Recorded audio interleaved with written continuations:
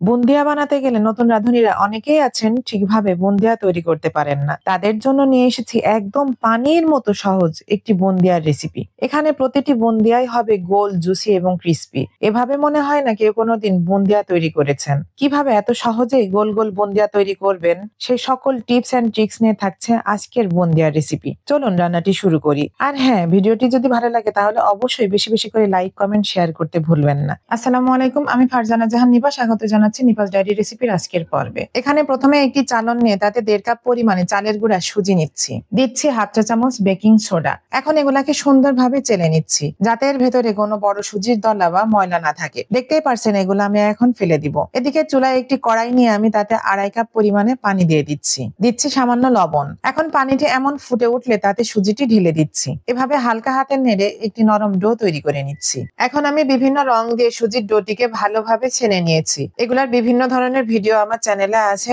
আমি লিঙ্কগুলা comment box বা ডিসক্রিপশনে দিয়ে দিব, আপনারা চাইলে দেখে নিতে পারেন। এখন অল্প সুজির ডো এভাবে দড়ির মতো লম্বা করে ছুরি দিয়ে এভাবে ছোট ছোট অংশে কেটে নিচ্ছি। এখন 2-3টা ছোট্ট ছোট্ট ডো এভাবে হাতের তলায় গোল গোল করে নিলেই তৈরি হয়ে যাবে আমাদের ছোট্ট ছোট্ট সুজির বুন্দিয়া। দেখতেই পারছেন ভিডিওতে আমি কিভাবে করছি। এগুলা সবই আমার মেয়ে তৈরি করেছে। ও এগুলা তৈরি করার সময় খুবই মজা পাচ্ছিল।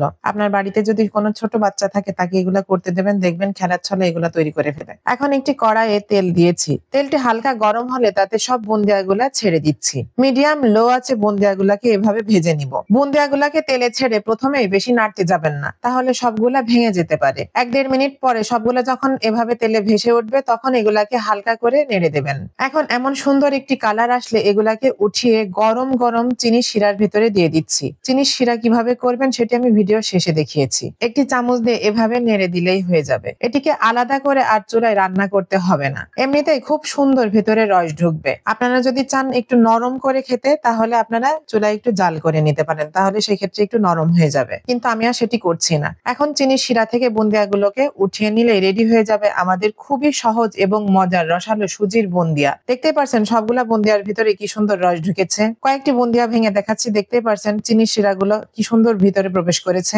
চিনি শিরার জন্য এখানে আমি 1 কাপ লাল চিনিতে হাফ কাপ পানি দিয়ে ভালোভাবে জাল করে নিয়েছি। এখানে দিচ্ছি 3টা এলাচ এবং 2টি দারুচিনি। এমন ফুটে উঠলে দিচ্ছি লেবুর রস 2 চা চামচ মতো। শিরাটি এমন ঘন হয়ে এলেই নামিয়ে নিব। এটি কোনো 1 তার বা 2 তার না করলেও হবে। হাত দিয়ে দেখবেন এমন আঠালো থাকে কিনা, তাহলেই চুলাটি বন্ধ করে দিবেন। আজ এখানে শেষ করছি। ভিডিওটি কেমন লাগলো অবশ্যই কমেন্ট করে জানাতে ভুলবেন না। ধন্যবাদ।